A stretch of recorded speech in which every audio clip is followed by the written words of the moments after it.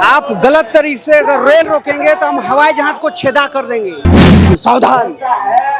जयराम महतो और सुदेश महतो ने बोला कि पहले माटी फिर पार्टी। हमारे 28 विधायक कहाँ मर गए जी, कहाँ ढुक गए, कौन लतरा में छिप गए।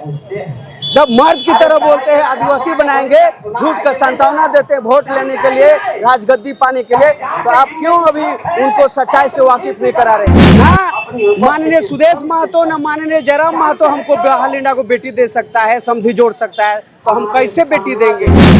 आदिवासी आदिवासी ये लोग कहते हैं, आदिवासी अरे हमको तो वनवासी और जंगली कहते हैं, कुकुर और क्या कहते हैं, कोल कुकुर भी कहते हैं। तो किस आदिवासी की बात करते हैं। आदिवासी को परिभाषित आप कोई डिग्री होल्डर नहीं कर सकता है, कोई संविधान और कोई सुप्रीम कोर्ट हाई कोर्ट की क्या हैसियत, कोई डिग्री पीएचडी होल्डर का क्या हैसियत, क्योंकि आदिवासियत एक ऐसा प्रकृति से स्वयं जुड़ा हुआ रहता है। आप ब्राह्मण हो सकते हो, शूद्र हो सकते हो, आप वैश्य हो सकते हो, क्षत्रिय हो सकते हो, लेकिन मूल जड़ तो आदिवासियत आदिवासी। मेरे साथ है क्रांतिकारी आदिवासी नेता बहालिंडा जी। आइए इनसे जुड़ते हैं और सीधे बातचीत करने का प्रयास करते हैं कि किस चीजों को लेकर ये लोग विरोध प्रदर्शन कर रहे हैं, किस चीजों को लेकर लोग विरोध कर रहे हैं। आप गलत तरीके से अगर रेल रोकेंगे तो हम हवाई जहाज को छेदा कर देंगे। जिस प्रकार 72 घंटे हमारे पूर्वजों ने झारखंड राज्य अलग करने के लिए हवाई जहाज और रेल पटरी तक उड़ा दी थी, तो मैं कहना चाहूंगा आप आरक्षण करते हैं। आप मुख्यमंत्री बनना है, मुख्यमंत्री बन जाइए।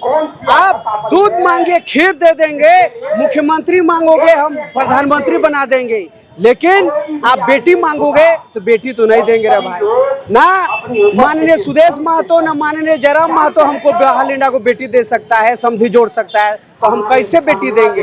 तो एक हम नहीं हो सकते हैं, क्योंकि प्रकृति के नियम के खिलाफ नहीं जा सकते, क्योंकि स्वयं राम हमारे घर में आकर ये परिभाषित करके गया कि आदिवासियों के बीच में ही भगवान बसते हैं, भगवान रचते हैं, प्रकृति और ईश्वर रचते हैं। आप देखिए आदिवासी आदिवासी ये लोग कहते हैं, आदिवासी अरे हमको तो वनवासी और जंगली कहते हैं, कुकुर और क्या कहते हैं, कोल कुकुर भी कहते हैं। तो किस आदिवासी की बात करते हैं।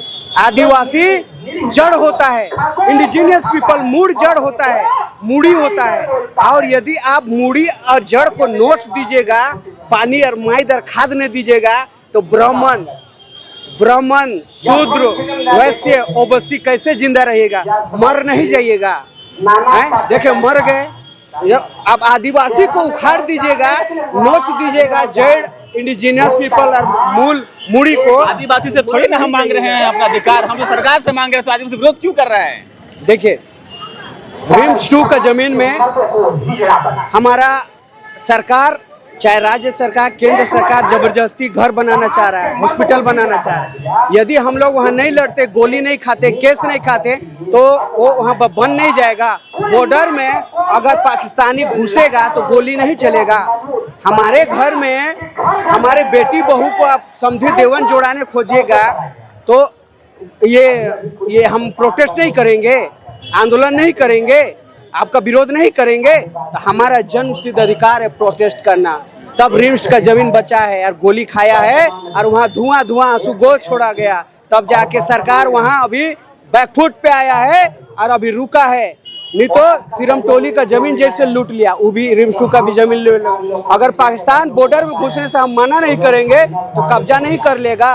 पाकिस्तानी हमारा झारखंड भारत को कब्जा नहीं कर लेगा। तो हमारा जन्मसिद्ध अधिकार है प्रोटेस्ट करना, और आदिवासियत को परिभाषित आप कोई डिग्री होल्डर नहीं कर सकता है, कोई संविधान और कोई सुप्रीम कोर्ट हाई कोर्ट की क्या हैसियत, कोई डिग्री पीएचडी होल्डर का क्या हैसियत, क्योंकि आदिवासियत एक ऐसा प्रकृति से स्वयं जुड़ा हुआ रहता है। और हमारी माँ बहन दाई काम करने, महतो का घर, मुस्लिम का घर, आदिवासी का घर, प्रसव पीड़ा जब होती है माँ को, तब जाता है, किसी डिग्री की जरूरत नहीं होती है। बिना डिग्री लिए वो प्रसव पीड़ा को शांत करके महतो को घर में, मुस्लिम का घर में, आदिवासी के घर में एक नए जन्म को देती है, एक नए जीवन को देती है।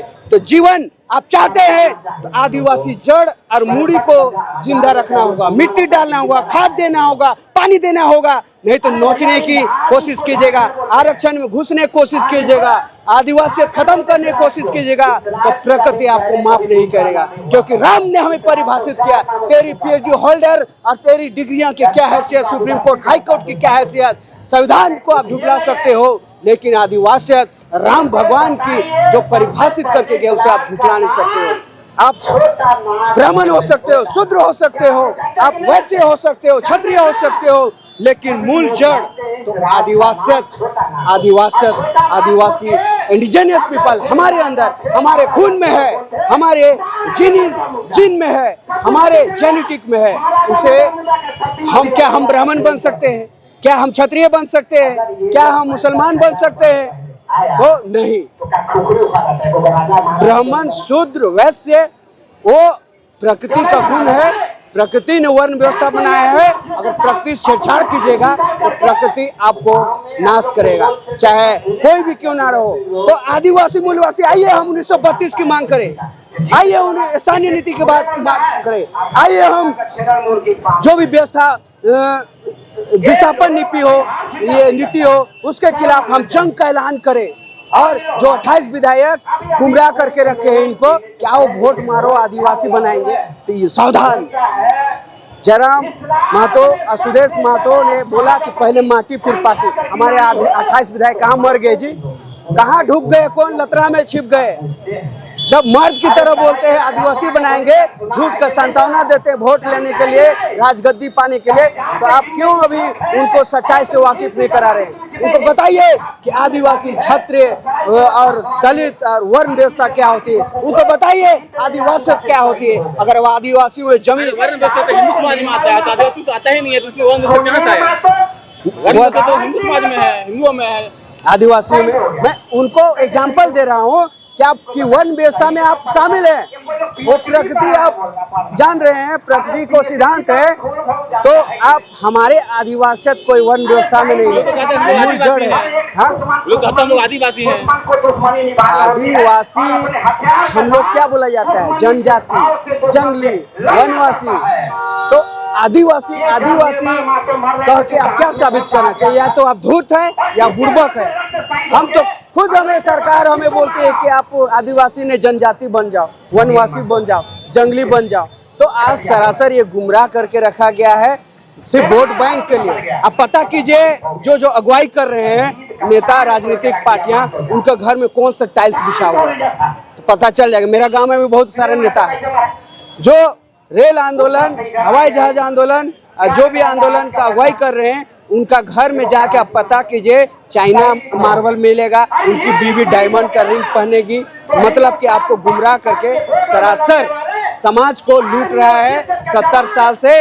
और आप किसके श्वास बने हैं? क्षत्रिय कुर्मी महतो को आप पता कीजिए आप किनके श्वास बन के बैठे 70 साल से, किनकी रीढ़ की हड्डी बन के बैठे हैं। तो जवाब आपको मिलेगा कि आप कहीं ना कहीं गलत मार्ग में हैं। आप पता कीजिए उनके घर में जाके, जो आपको गुमराह कर रहे नेता, उनके घर में कौन सा टाइल चाइनाज का है कि लंदन का है, कि उनकी बीबी डायमंड का, कि सोना का, चांदी का रिंग पहनती है। तो ये आपको पता चल जाएगा कहीं ना कहीं राजनेता पार्टियां आपको गुलामी करवा रहा है और पाखंडवाद के नीचे आपको सिर्फ और सिर्फ राजनीतिक रोटी सेकने का काम किया जा रहा है।